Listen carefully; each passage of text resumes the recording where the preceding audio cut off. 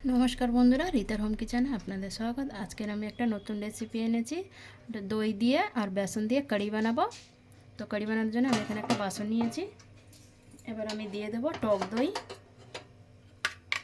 এখানে আমি 100 গ্রাম টক দই নিয়েছি, ভালো করে ফেটে। ওর মধ্যে নিয়ে নেব 100 গ্রাম বেসন, যে বেসনে আমরা পকোড়া করি। বেসন নিয়ে নেব।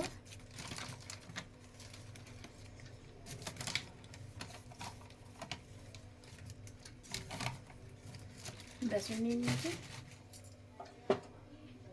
এবার আমি ওইগুলোকে জল দিয়ে দেব, অল্প পরিমাণ মতন দিয়ে ভালো করে এইটা দিয়ে ফেটে নেব। এটা ভালো করে মিক্স করতে হবে এইভাবে। ওইটা ভালো করে ফেটে নেব। ওর মধ্যে পরিমাণ মতো লবণ দিয়ে দেব আর দিয়ে দেব অল্প একটু হলুদ গুঁড়ো। সবগুলোকে ভালো করে মিক্স করে নেব এই টক দই আর বেসনটাকে। এখানে 10 মিনিট মতন ভালো করে ফেটে নিতে হবে। আপনারা চাইলে মিক্সিতেও ভালো করে পিষে নিতে পারে। পরিমাণ মতন জল দিয়ে দেব, দিয়ে আবারও আমি ভালো করে ফেটে নেব এইভাবে। দই আর বেসনটা ভালো করে ফেটে নিয়েছি। এবার আমি এখানে 500 গ্রাম জল দিয়ে দেবো, 5 থেকে 700 গ্রাম জল দিয়ে দেব। এখানে আমি 700 গ্রাম জল দিয়ে ভালো করে ফেটে নিয়েছি এইভাবে। এবার আমি এখানে কড়া নিয়ে নেব, পাত্রটা সরিয়ে। বন্ধুরা, কড়া গরম হয়ে গেছে। আমি কড়ায় অল্প একটু তেল নিয়ে নিয়েছি, 1 থেকে 2 চামচ। এবার আমি ফোড়নে দিয়ে দেব অল্প একটু সর্ষে,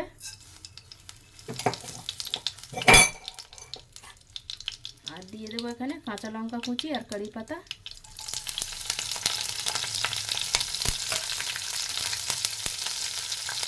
কারি পাতা আর কাঁচা লঙ্কা দিয়ে দিয়েছি, সর্ষে। এবার আমি ওর ওপর থেকে দিয়ে দেব অল্প একটু লাল লঙ্কার গুঁড়ো, আর দিয়ে দেবো একটু ধনে গুঁড়ো, আর অল্প একটু জিরে গুঁড়ো দিয়ে দেবো। সবগুলো ভালো করে মিক্স করে নেব।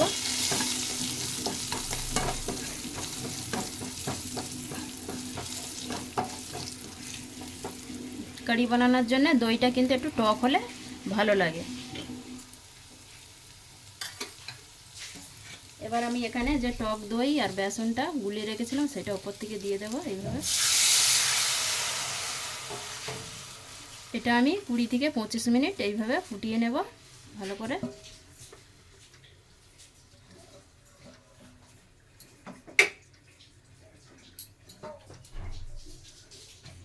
আর একটু জল দিয়ে দিলাম,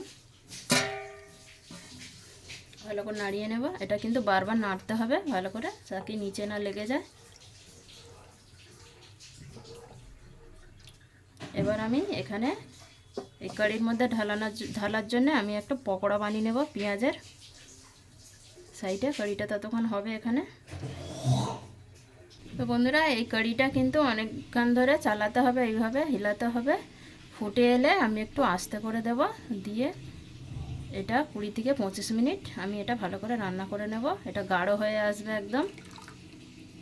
এখন দেখো পাতলা হয়ে আছে। এবার এটাকে একদম মোটা করে নেব জাল দিয়ে। তো ততক্ষণ এখানে হোক। এবার আমি একটু পকোড়ার জন্য পেঁয়াজ কেটে নিই। বন্ধুরা, কারিটা এখানে ফুটে গেছে ভালো করে। আপনাদের যদি মোটা লাগে তো এইভাবে একটু জলও ওপর থেকে দিয়ে দিতে পারেন। দেখো কত সুন্দর ফুটছে। এইভাবে হিলাতে হবে বারবার করে।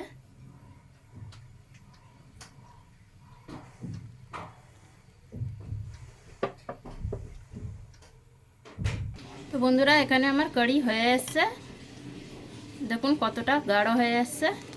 এবার আমি এখানে পেঁয়াজিটা বানিয়ে নেব।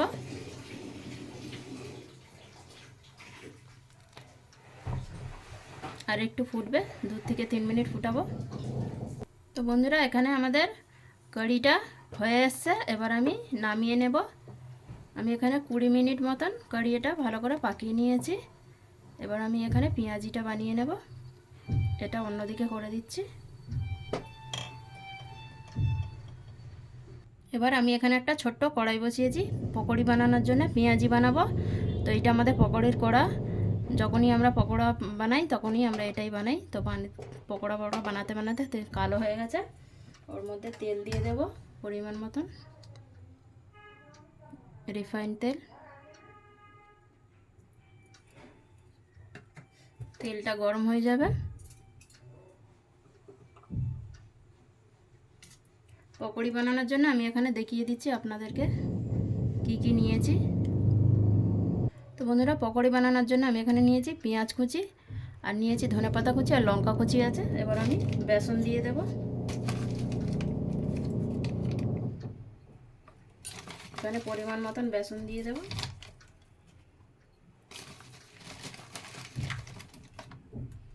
এখানে আমি 3 থেকে 4 চামচ বেসন নিয়ে নেব।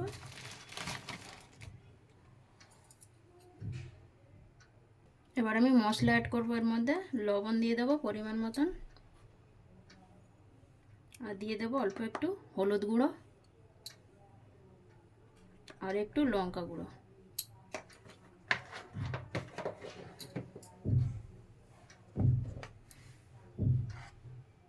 আর দিয়ে দেব অল্প একটু জোয়ান দিয়ে দেব।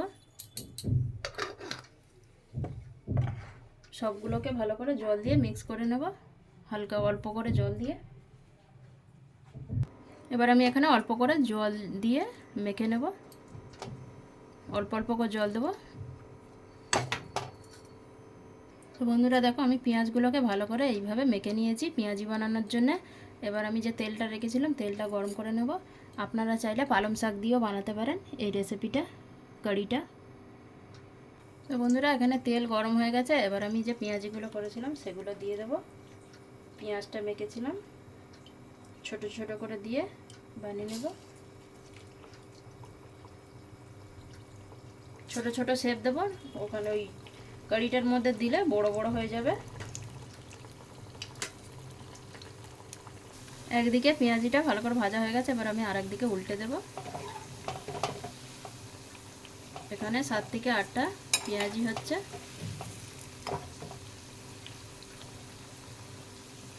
এইভাবে লাল লাল করে ভালো করে ভেজে নিতে হবে।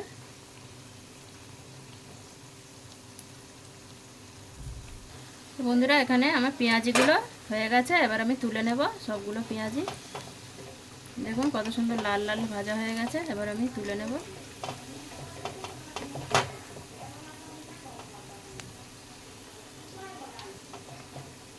এইভাবে আমি সবগুলো তুলে নেব, নিয়ে আরও যেগুলো আছে সেগুলো ভেজে নেব এইভাবে। এইখানে আমার সব পেঁয়াজিগুলো রেডি। এবার আমি তুলে নেব। এখানে 15 থেকে 20 পিস পেঁয়াজি হয়েছে, সবগুলো আমি ওর মধ্যে ঢেলে দেবো কারিটার মধ্যে।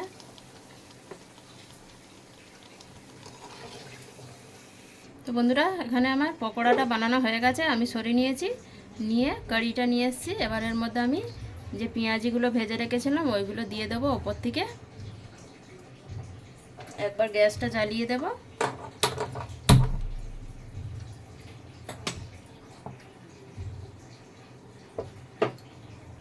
এবার আমি ভেজে রাখা পেঁয়াজিগুলো এর মধ্যে দিয়ে দেবো। দেখুন, এই পেঁয়াজিটা দিয়ে কিন্তু বেশিক্ষণ ফুটালে হবে না, দিলে পেঁয়াজিগুলো ভেঙে যাবে, গোটা গোটা থাকবে, খেতে ভালো লাগবে। এখানে সব পেঁয়াজগুলো দিয়ে দিয়েছি। এবার একটু ফুটবে, 1 থেকে 2 মিনিট মতন ফুটাবো। এবার আমি ফোড়নে দিয়ে দেব। ফোড়ন দেওয়ার জন্য আমি এখানে একটা ছক বসাবো, ছকার। তো বন্ধুরা দেখুন কত সুন্দর ফুটে গেছে। 1 থেকে 2 মিনিটের জন্য আমি ফুটে নিয়েছি। এবার পকোড়াটা দেখো কত বড় বড় হয়ে গেছে। এটা কিন্তু আরও ঠান্ডা হয়ে গেলে গাঢ় হয়ে যাবে। এবার এটা আমি সরিয়ে নেব। আর টক না হলে একটা লেবুর রসও দিতে পারেন এর মধ্যে, এটা টক টক ঝাল ঝাল খেতে ভালো লাগবে। এখানে আমি একটা গোটা লেবু চিপে নিয়ে রসটা দিয়ে দিয়েছি। আপনারা লেবু না থাকলে আমচুরও দিয়ে দিতে পারেন।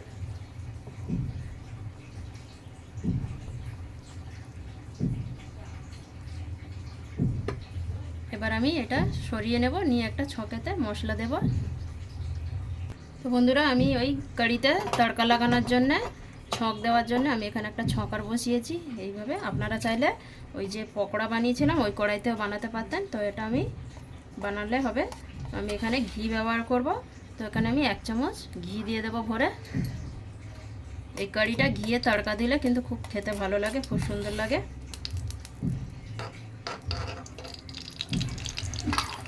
ঘিটা গরম হয়ে যাবে।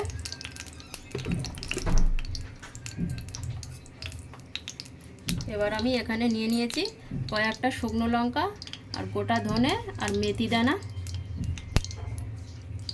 ঘিটা গরম হয়ে যাবে, ওর ওপরে ঢেলে দেব।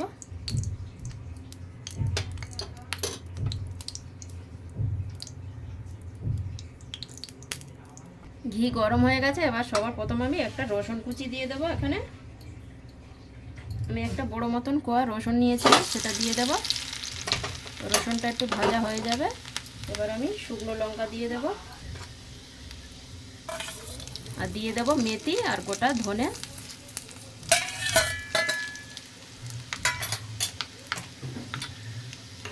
এইটা একটু ভালো করে ভাজা হয়ে যাবে।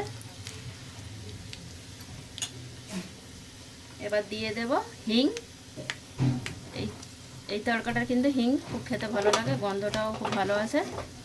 আপনারা হিং না খেলে নাও দিতে পারেন। এবার আমি দিয়ে দেব কারি পাতা। কারি হচ্ছে তো ওর জন্য কারি পাতা চাই। এবার আমি কারি পাতা দিয়ে দেব। কারি পাতাটা দিয়ে দিয়েছি, ভালো করে ভাজা হয়ে গেছে। এবার আমি এর মধ্যে শুকনো লঙ্কা গুঁড়ো অ্যাড করব। গ্যাসটা বন্ধ করে দেব, নাহলে পুড়ে যাবে। এবার আমি ওর মধ্যে দিয়ে দেবো একটু কাশ্মীরি লঙ্কা গুঁড়ো, দেখতে ভালো লাগে, খুব সুন্দর এটা দিলে। আর কোনো মশলা দেব না। এবার আমি কারিটা এদিকে করে নেব, নিয়ে ছক দিয়ে দেব। তো বন্ধুরা, কারিটা আমি এদিকে করে নিয়েছি, আর এই যে ছকটা বানিয়েছিলাম সেটা দিয়ে দেব ওপর থেকে।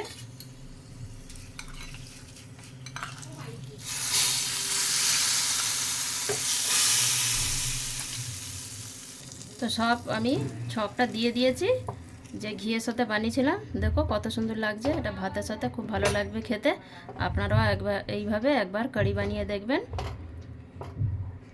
ভাত রুটির সাথেও ভালো লাগবে, কিন্তু এইটা বেশি ভালো লাগে ভাতের সাথে, টক টক ঝাল ঝাল। তো বন্ধুরা, কেরম লাগলো জানাবেন। এখানে আমাদের কারি রেডি। এবার আমি কিছুক্ষণের জন্য ঢেকে রেখে দেবো। আপনাদের কেরম লাগলো জানাবেন, কমেন্ট করবেন, শেয়ার করবেন। ধন্যবাদ।